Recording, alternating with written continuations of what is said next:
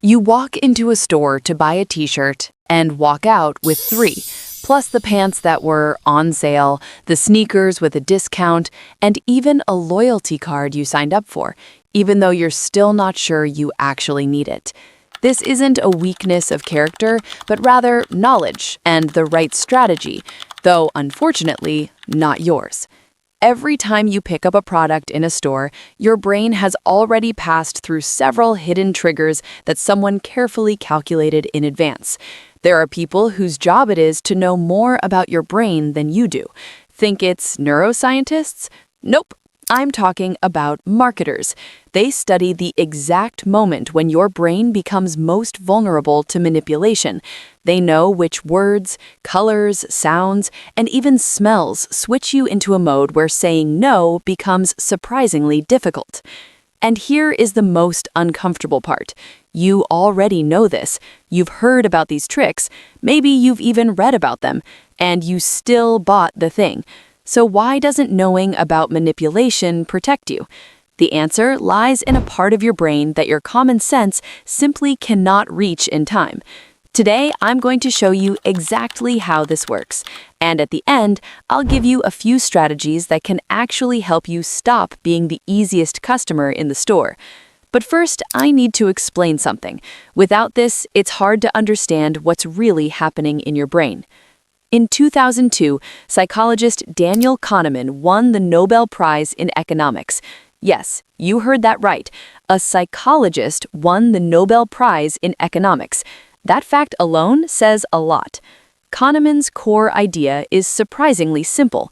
There are two systems operating in your mind. System 2 is what you usually think of as you. It is slow, logical, and effortful. It reads contracts, counts calories, and decides whether taking a loan is a good idea. System 1 is the complete opposite. It runs in the background. It reacts instantly, requires almost no effort or conscious control, and often makes decisions before you even realize you are making one.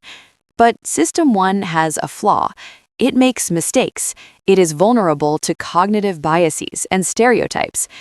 And this is the system responsible for about 95% of your purchasing decisions, which means your awareness, your skepticism, and everything you know about manipulation only kicks in about 5% of the time.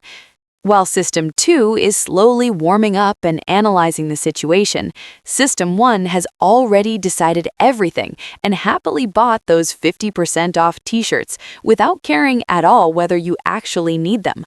But it's System 2 that ends up having to pay the price for what System 1 has done. This process is called rationalization. It is when your conscious mind invents logical explanations for actions that were actually driven by intuition, emotion, or instinct. Here is a simple real-life example. You buy an expensive gadget. It was an impulse purchase. System 1 made the decision, and the real reason behind it was what psychologists call the herd instinct. You wanted what everyone else has. Later, the dopamine rush fades. You start feeling uncomfortable, realizing that the purchase was not very rational. That's when System 2 steps in. It begins collecting arguments that sound reasonable and convincing. It explains the decision to you and to everyone around you. Suddenly, the story in your head sounds like this. This is an investment in my productivity, and the camera is much better for work calls.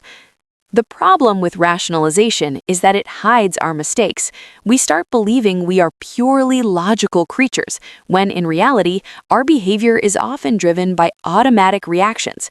If System 2 constantly justifies the mistakes of System 1, we never learn from them. We keep stepping on the same rake again and again. What's more, we easily spot rationalization in others, but we almost never see it in ourselves. You know the phrase, "he's just making excuses." That's exactly what this is. Marketers understand this mechanism in your brain extremely well, and they use it brilliantly. They work with your sensations and emotions. Their goal is to hook System 1 without waking up System 2. And for that, they have some very powerful tools. Here's one of them. The pain of loss. Science shows that the pain of losing something is felt about twice as strongly as the pleasure of gaining the same thing. In other words, losing $500 hurts more than finding $500 feels good, even though it is the exact same amount of money. Once something becomes ours, letting go of it becomes harder.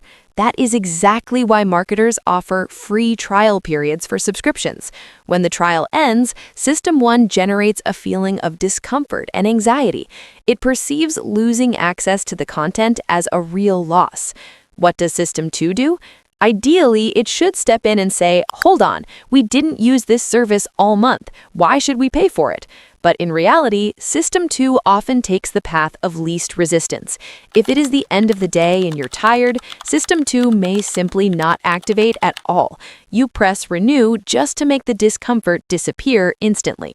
In other situations, it invents logical explanations. Well, there's that one show I might watch next month. The price is discounted right now. It'll probably be more expensive later. Better to keep it. As a result, you keep paying just to avoid the discomfort of losing. The exact same mechanism drives the fear of missing out. When we see messages like "only 2 items left" or "sale ends in 2 hours," the amygdala in the brain activates.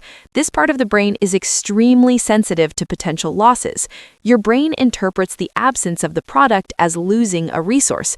An impulse appears: buy immediately to avoid the pain of missing out. System 2, your logical thinking, simply does not have time to analyze whether you actually need the product. There is another feature of your brain that makes it very easy for marketers to lead you by the nose: anchoring. Imagine this situation. You see an investing course that costs $500. Expensive? Probably. But right next to it, you see a label that says, "Was $2,000, now $500. And suddenly, it feels like a great deal. Richard Saylor, another Nobel Prize winner, proved that the brain does not evaluate value in absolute numbers. It only works through comparison. A $30,000 car feels cheap next to a $60,000 car.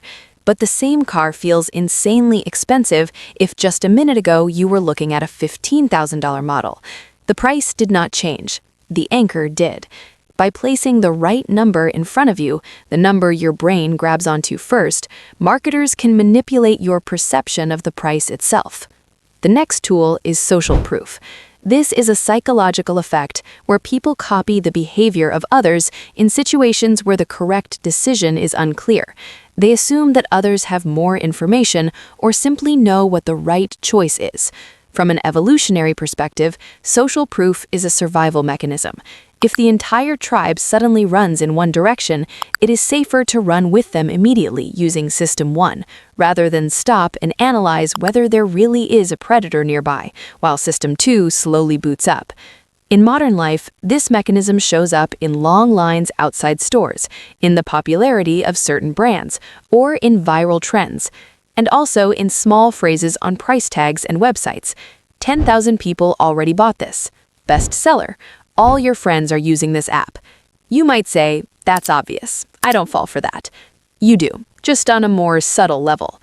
When people feel that their uniqueness or their belonging to a group is threatened, they tend to buy symbolic products to restore that sense of belonging. That is exactly why luxury brand advertising almost never talks about product quality. Instead, it talks about who wears these things. It sells identity, and your brain buys it. The reciprocity effect.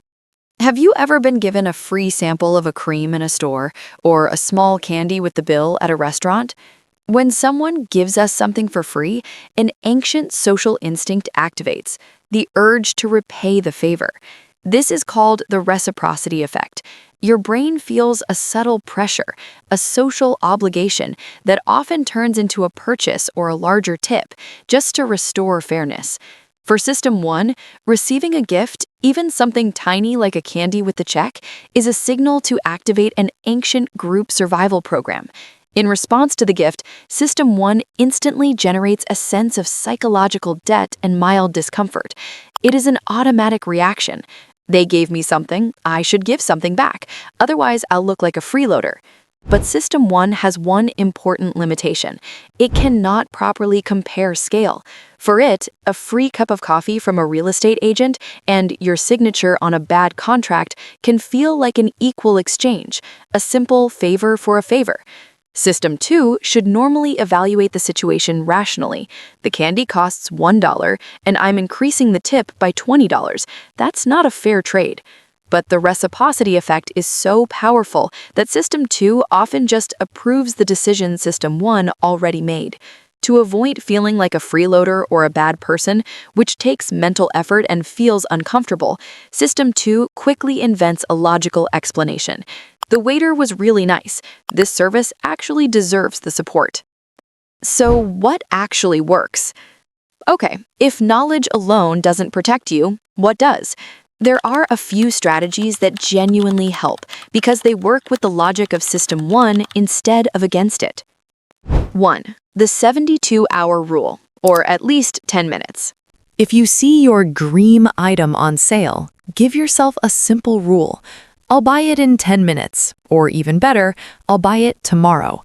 During that short pause, dopamine levels start to drop, and the prefrontal cortex, System 2, has time to activate and analyze whether the purchase is actually useful. The Future You technique. Before you press the buy button, imagine that a month has passed. The money is already spent. The item is now yours. Do you regret spending that money? Are you actually using the item every day? These questions activate analytical thinking. They force your brain to simulate future outcomes, which is exactly the job of System 2. Convert prices into hours of life. Price tags often feel abstract to System 1. That is why translating money into work time instantly activates logic and weakens the emotional impulse. If a car costs $50,000 and you earn $20 an hour, ask yourself how many hours of your life that represents. Then ask a second question. Are you really willing to exchange that many hours of your life for this car? The verbal audit. When you feel a strong urge to buy something, say the reason out loud. I want to buy these sneakers because they have a red sale sticker, even though I already own 3 pairs. When we turn feelings into words, brain activity shifts from the limbic system, emotions, to the language centers of the cortex. That automatically wakes up System 2. Avoid decision fatigue. System 2 is extremely energy intensive. By the evening or after a long day of work, it simply shuts down. Never make financial decisions late at night or when you are hungry. In those moments, System 1 is fully in charge, and you are at your most vulnerable to the traps set by marketers. Marketers did not invent anything new. They simply spent billions of dollars figuring out how the brain has already been working for millions of years. And maybe the most honest thing I can tell you is this: complete protection from these tricks is impossible. But understanding the mechanism is the first step towards something important, toward pausing, just for a second, in the tiny space between impulse and action. Sometimes that single second is enough. Subscribe to the channel if you want to understand more about how your brain works, and don't forget to check out these videos next.